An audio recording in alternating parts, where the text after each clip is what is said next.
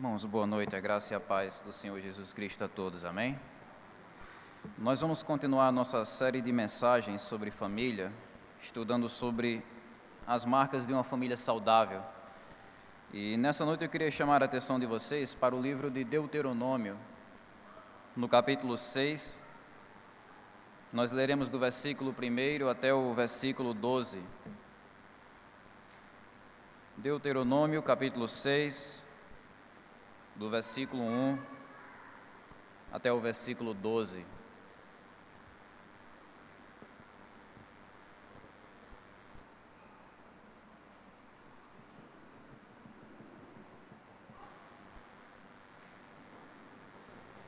Esta é a lei, isto é, os decretos e as ordenanças que o Senhor, o seu Deus, ordenou que eu lhes ensinasse, para que vocês os cumpram na terra para a qual estão indo, para dela tomar posse. Desse modo, vocês, seus filhos e seus netos, temerão ao Senhor, o seu Deus, e obedecerão a todos os seus decretos e mandamentos que eu lhes ordeno, todos os dias da sua vida, para que tenham vida longa.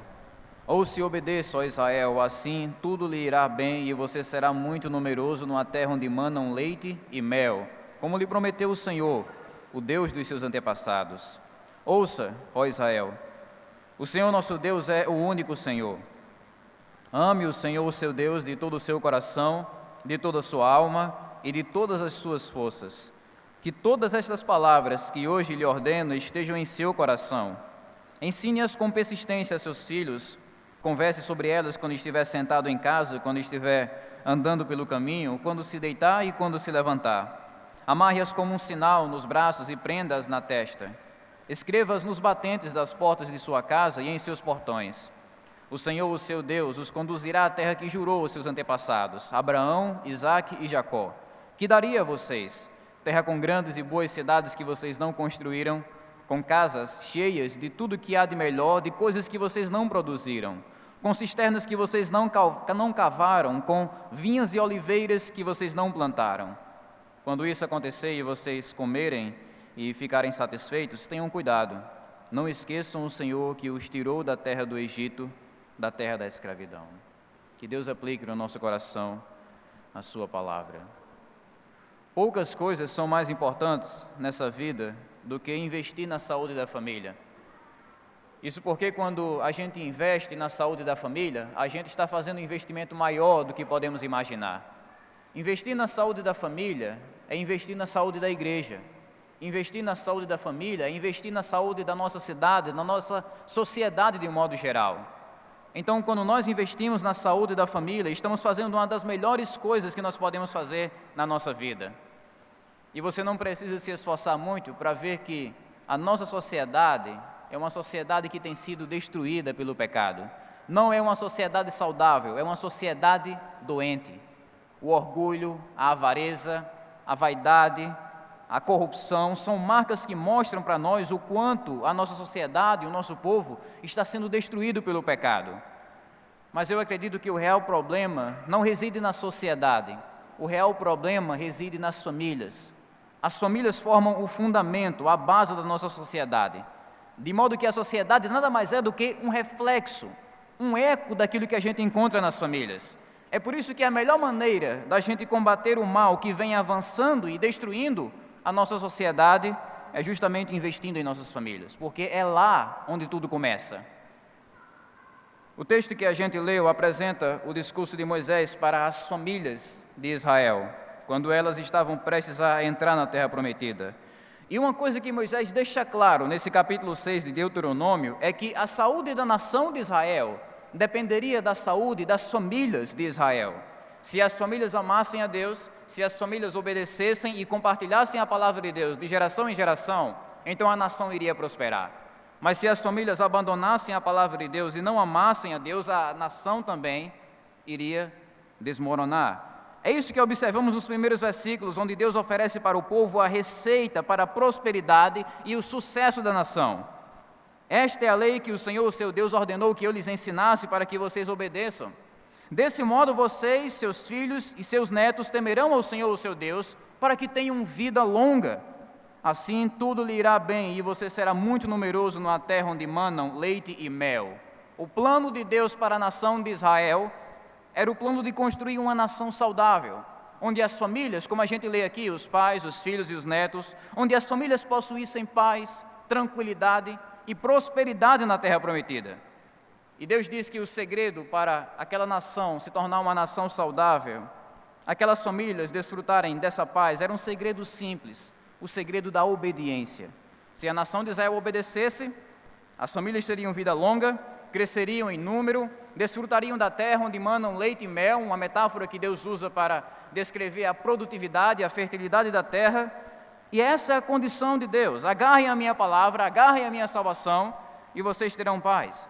E eu acredito que o que a gente lê aqui, eu acredito que isso aqui não é algo útil apenas para aquelas famílias, daquela nação e naquela época.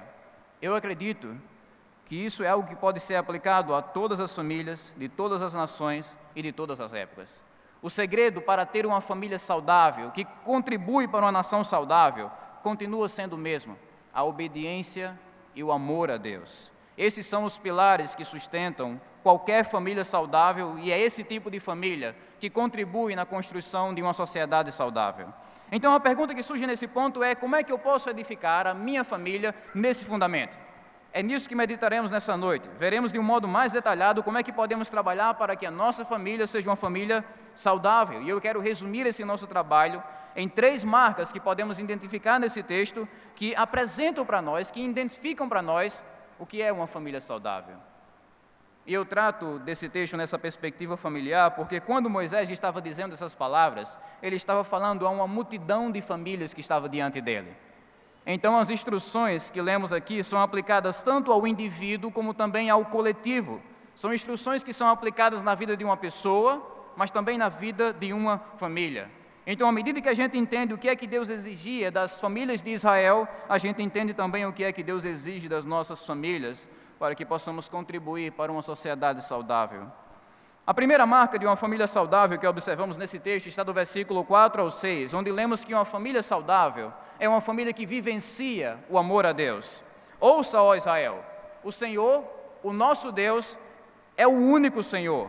Ame o Senhor, o seu Deus, de todo o seu coração, de toda a sua alma e de todas as suas forças. Que todas essas palavras que hoje lhe ordeno estejam em seu coração. Esse é o primeiro passo. O primeiro passo que o povo de Israel deveria dar para construir uma nação saudável, que aquelas famílias deveriam dar nessa direção, era o passo de amar a Deus. Essa era uma responsabilidade tanto individual como também coletiva. Cada pessoa deveria amar a Deus e cada instituição de Israel deveria também caminhar nessa direção. E o que o texto apresenta para nós, a ideia de amor que está sendo apresentada aqui, não é apenas admiração, não é apenas elogio. Eles deveriam amar a Deus. Eles deveriam amar a Deus com todo o ser deles. Ou seja, o amor que Deus exige daquelas famílias, daquele povo, não era um amor raso, não era um amor superficial, não. O amor deveria envolver a totalidade do ser de cada um. Cada um tinha a responsabilidade de amar a Deus com todo o coração, com toda a alma e com todas as forças. Não é apenas um sentimento romântico, é algo que envolve tudo aquilo que você é. Algo que toma sua mente, suas emoções, suas ações. Essa é a ideia que o texto apresenta. E é nesse ponto que observamos a primeira marca, não apenas de uma pessoa saudável, mas também de uma família saudável. O chamado que Moisés estava fazendo aqui é para que cada família de Israel vivenciasse o amor a Deus, para que cada família de Israel respirasse esse amor. Essa era a maior responsabilidade e a maior necessidade daquelas famílias. E não apenas daquelas famílias, mas também das nossas famílias. E se eu perguntasse a você nessa noite, qual é a maior necessidade da sua família? O que é que você me responderia? Neemias, eu acho que se a minha família fosse mais rica, eu acho que se a gente tivesse mais riquezas, mais dinheiro, eu acho que tudo seria mais fácil. Eu acho que se a minha família, ela tivesse uma poupança maior, a gente seria uma família muito mais segura. Eu acho também que se a minha família viajasse mais, nós seríamos uma família menos estressada. E com certeza, se a gente tivesse um carro melhor, uma casa maior, uma internet mais rápida, a gente seria uma família mais unida, uma família mais feliz. Mas pensem comigo, será que é nisso que se resume a maior necessidade de uma família? Dinheiro, conforto, prosperidade? Será que é nisso? Eu acredito que não. Eu acredito que a maior necessidade de uma família é a de amar a Deus sobre todas as coisas. Nossa família não precisa de dinheiro, viagens, conforto ou fama. Nós precisamos, acima de tudo isso, amar a Deus sobre todas as coisas. Não existe nada que abençoe tanto a vida de uma família quanto o amor à palavra de Deus. A família que ama a Deus é uma família que ora, uma família que lê, estuda e obedece à palavra de Deus, uma família que conduz os negócios e os relacionamentos de uma maneira justa, uma família equilibrada, unida, santa, inteligente, humilde. Ou seja, todas as qualidades necessárias para ter uma família saudável são resumidas nessa única frase: amar a Deus sobre todas as coisas. Eu não estou dizendo aqui que você não pode viajar, que você não pode ter riquezas ou não pode ter uma poupança. Eu estou dizendo que tudo isso é inútil se não houver o amor a Deus. A maior necessidade da família, amar a Deus sobre todas as coisas. E não apenas a maior necessidade da família, mas também a maior necessidade da nossa sociedade, do nosso povo, do nosso mundo. Nós sabemos, a gente já observou que a sociedade nada mais é do que um reflexo, um eco das famílias. Quando as famílias estão desestruturadas, a sociedade está desestruturada. Quando não existe amor a Deus dentro de cada família, não existe amor a Deus na sociedade. É apenas um eco, é apenas um reflexo. Mas o contrário disso também é verdade.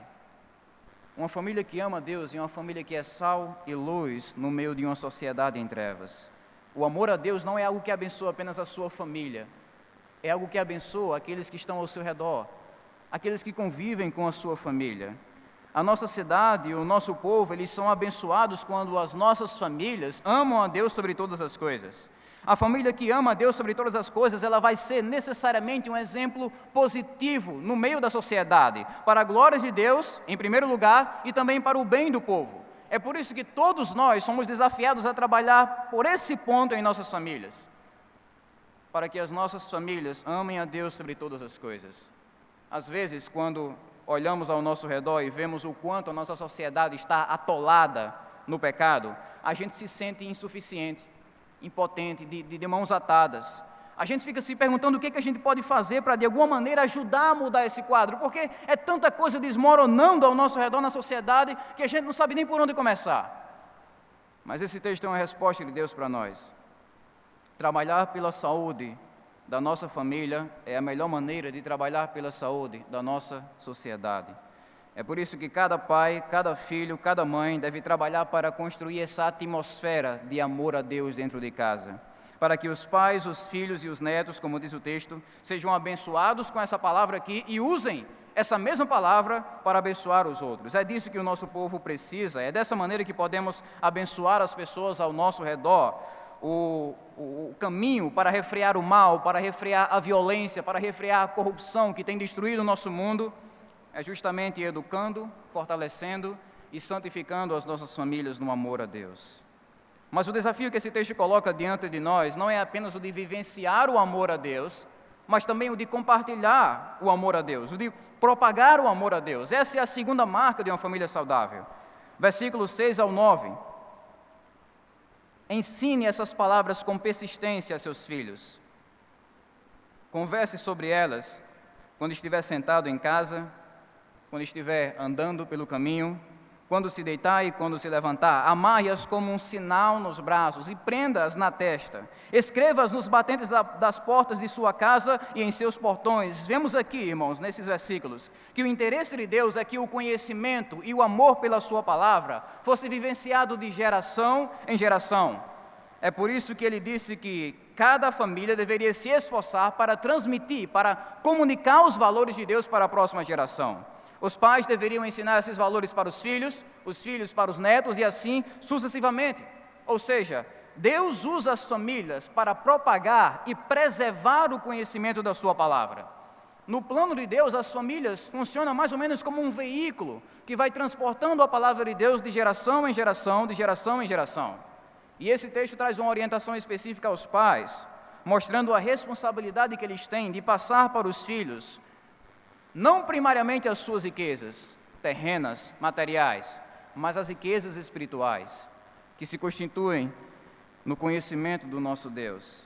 Deus queria que as crianças de Israel conhecessem a palavra, e é por isso que ele exorta quem? Os pais, ele exorta os pais a propagarem o amor de Deus por meio da educação aos filhos. E isso, como a gente lê no texto aqui, deveria ser algo constante, algo persistente. O pai e a mãe deveriam aproveitar e criar também todas as oportunidades possíveis para falar aos filhos sobre quem Deus é e o que é que Deus fez e faz pelo seu povo. Quando estiverem viajando, quando estiverem dentro de casa almoçando, quando forem colocar o filho para dormir na noite, quando acordarem ele pela manhã, os pais deveriam aproveitar todos esses momentos para falar aos filhos sobre a palavra de Deus. Agora, irmãos, a ideia aqui não é que os pais devem ser super espirituais e pregar um sermão de 3 pontos e 30 minutos a cada manhã, a cada tarde, a cada noite. Não é isso.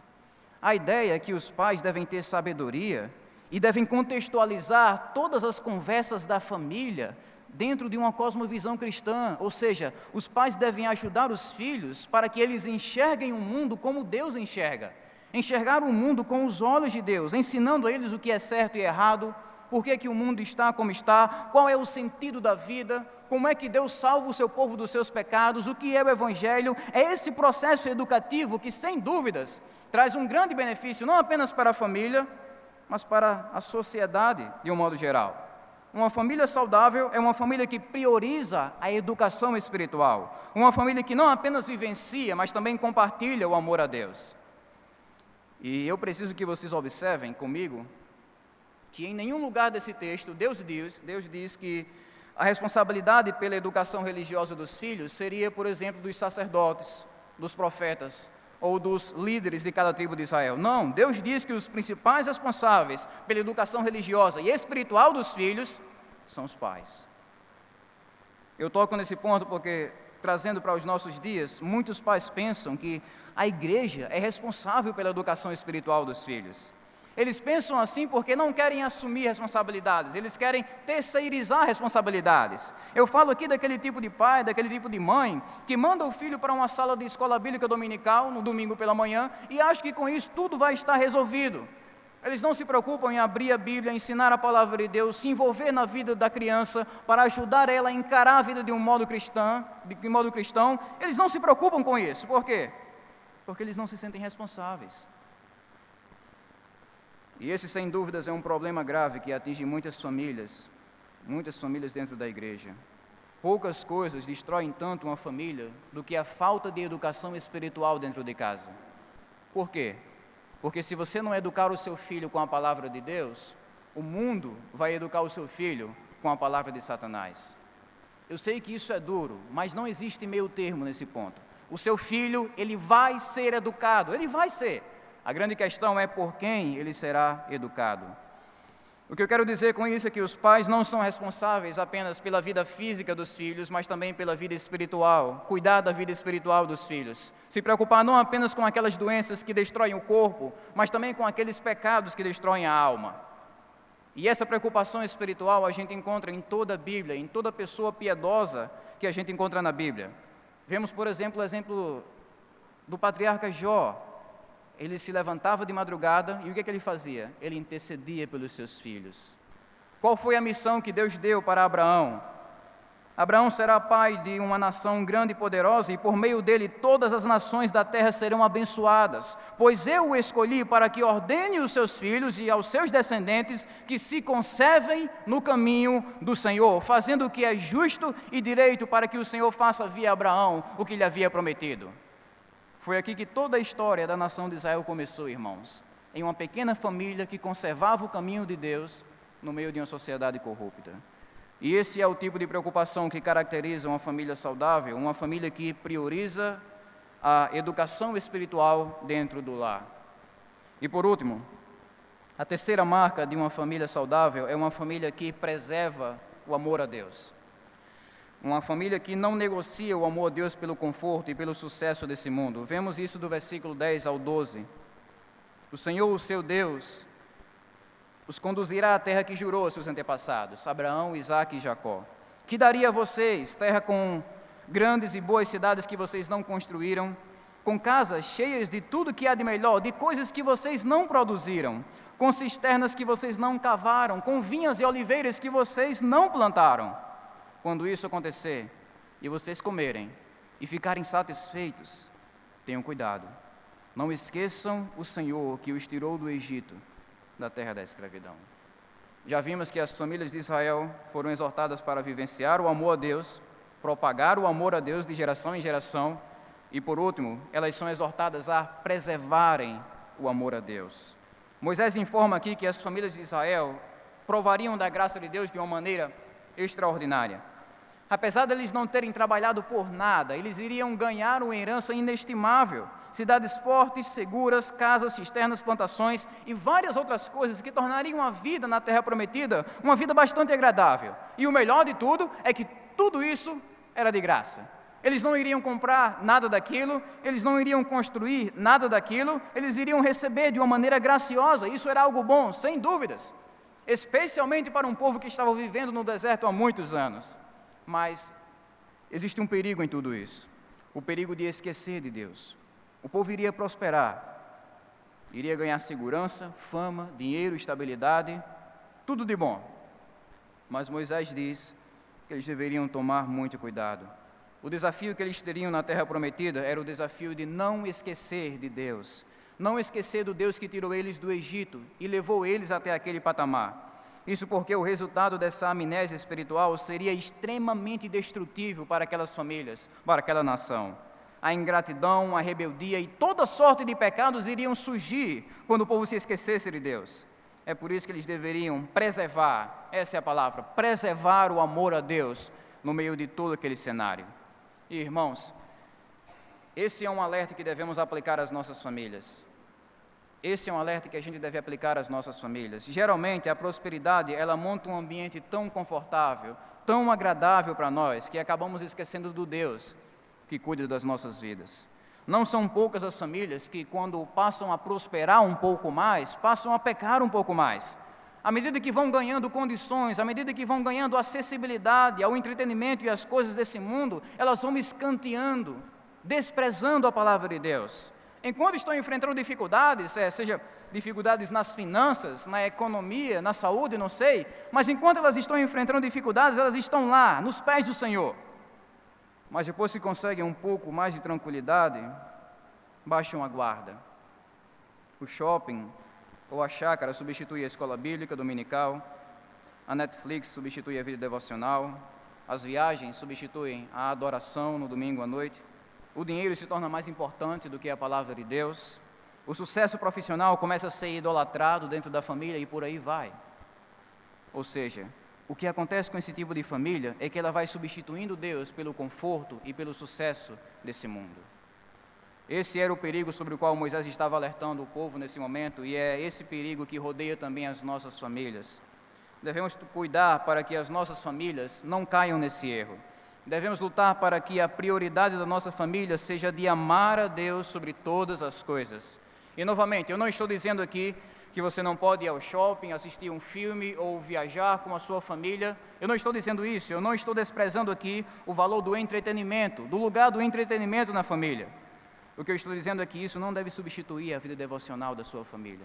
Isso não deve substituir a sua comunhão com Deus. Se pudéssemos resumir em algumas frases o que Moisés está dizendo aqui para aquelas famílias, teríamos isso. Não negociem o amor a Deus por nenhum tipo de conforto, por nenhum tipo de sucesso que vocês encontrem na terra prometida. Se divirtam lá, se alegrem lá, desfrutem da terra, mas não deixem que essa diversão arranque Deus do coração de vocês. Preservem esse amor. E essa é a nossa luta, irmãos. Então, lute para que o amor a Deus sobre todas as coisas seja não apenas construído, mas preservado dentro da sua família. Programe a sua família de tal modo que o centro dela não seja a diversão e a vaidade desse mundo, mas que seja a palavra de Deus, a comunhão com Deus. Que esse seja o centro da sua família e que todas as outras coisas que você encontre sejam coisas secundárias diante da palavra de Deus. Essa é a última marca de uma família saudável, uma família que não negocia valores e que não substitui a palavra de Deus por nada que esse mundo possa oferecer. A minha oração é que, com a graça de Deus, todos nós possamos trabalhar por essas marcas em nossas famílias. Eu sei que isso aqui não é algo fácil. Eu sei que no caso de você ser o único crente em sua casa, em sua família, isso se torna quase impossível aos seus olhos. Mas não subestime o poder de Deus. O Deus que estabelece isso para nós é o mesmo Deus que nos promete capacitar. Ele promete para nós capacitação para trabalharmos nessas coisas em nossa família. Sabe o que eu vejo nesse texto? Diante de todos esses desafios no processo de construir uma família saudável, eu vejo o quanto nós precisamos de Jesus Cristo. Jesus Cristo disse: sem mim, nada podeis fazer. Isso quer dizer que é impossível você construir uma família saudável sem Jesus Cristo. Então, antes de qualquer coisa, precisamos abraçar o Evangelho, precisamos crer no Cristo que morreu e que ressuscitou pelo seu povo. E é através desse Evangelho que nós alcançamos transformação e capacitação para trabalhar pelo bem da nossa família e, consequentemente, pelo bem da nossa sociedade. Eu termino meu sermão nessa noite da mesma maneira que comecei, encorajando cada um a investir na saúde da família, para a glória de Deus e para o bem do nosso povo.